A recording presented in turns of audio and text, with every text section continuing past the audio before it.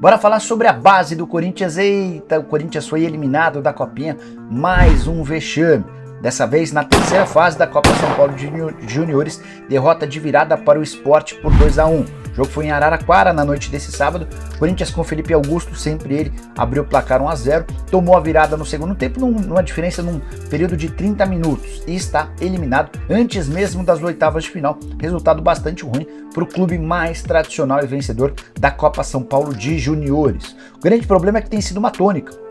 O Corinthians não vence a Copinha desde 2017 e desde então os resultados parecem só piorar. Por exemplo, em 18 o time caiu nas oitavas, em 19 na semifinal, em 20 na semifinal.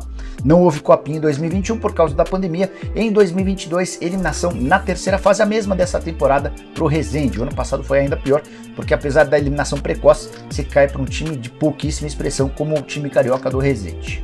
Algumas explicações para a eliminação desse sábado.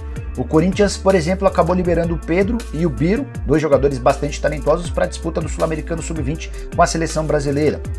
O Corinthians também acabou liberando atletas para o time principal. Lembra que eu falei dos 9 desfalques do Corinthians no time de cima? Alguns atletas que estavam na Copinha foram liberados para se juntar ao elenco que enfrenta o Red Bull Bragantino.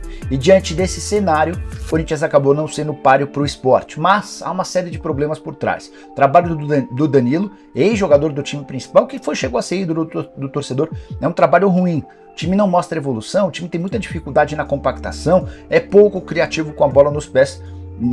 Se eu fosse presidente do Corinthians, não o manteria no cargo. Mas os problemas vão além. O Corinthians tem dado sinais de desorganização. Por exemplo, 3 dos principais atletas do time na Copinha estão perto do fim do contrato.